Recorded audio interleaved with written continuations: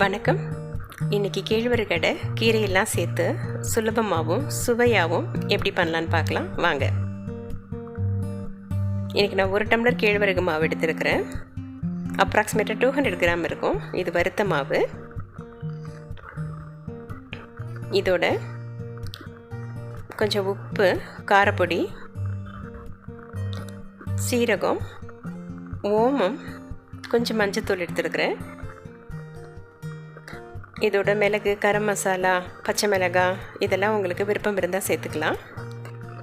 இதெல்லாம் ஒரு தடவை மிக்ஸ் பண்ணி விட்டுக்கிறேன்.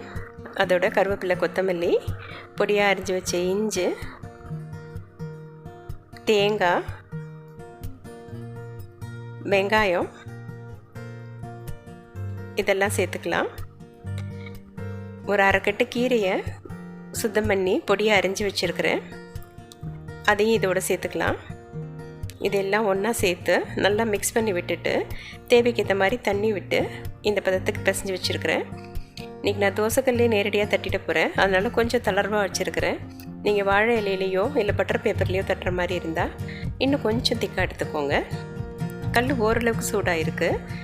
அதில் ஒரு ஆரஞ்சு சைஸ் மாவு எடுத்து வச்சு கையால் அப்படியே தட்டி விடுறேன்.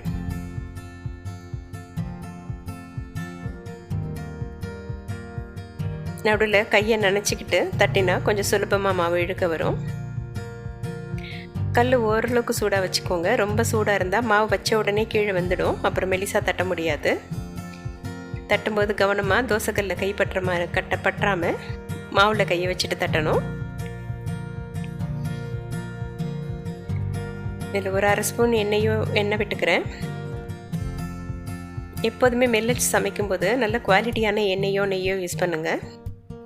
வெந்தோடனே திருப்பி போட்டுட்டு ஒரு 3-4 நிமிஷம் வெந்ததுக்கப்புறம் மறுபடியும் திருப்பி போட்டுட்டு ஒரு 2-3 தடவை திருப்பி போட்டு நல்லா வேக வச்சு எடுக்கணும்.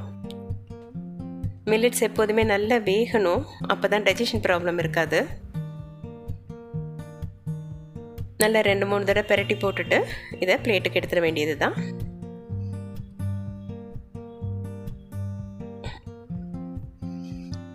கேழ்வரகு ரெடி ஆயிடுச்சு. நல்ல சத்தான சுவையான கேழ்வரகு ரெடி. நன்றி.